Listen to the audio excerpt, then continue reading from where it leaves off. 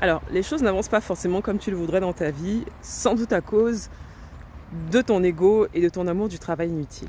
Et je t'explique. Alors, j'ai accompagné une cliente en transition professionnelle qui avait passé quelques années de pause pour sa vie personnelle et qui essayait de revenir dans le monde du travail. D'emblée de jeu, elle arrive, elle me dit « Bon, mon CV est très bien, il n'y a rien à modifier, on peut avancer sur autre chose. » Entre-temps, son CV, il était truffé de fautes, il était saturé d'informations inutiles, la présentation était touffue.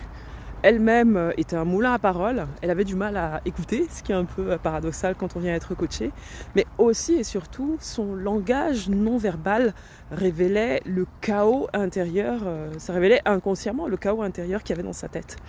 Et aucun de ces points n'est attirant pour un recruteur.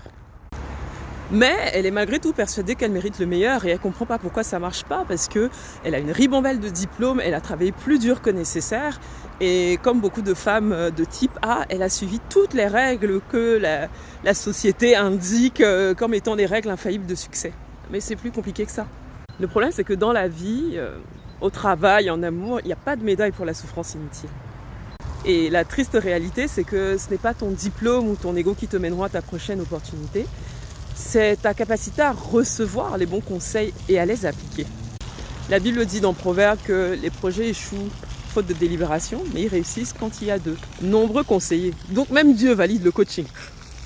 Donc mon conseil c'est ose te libérer du démon du travail inutile, ose demander de l'aide même si ça te fait te sentir vulnérable.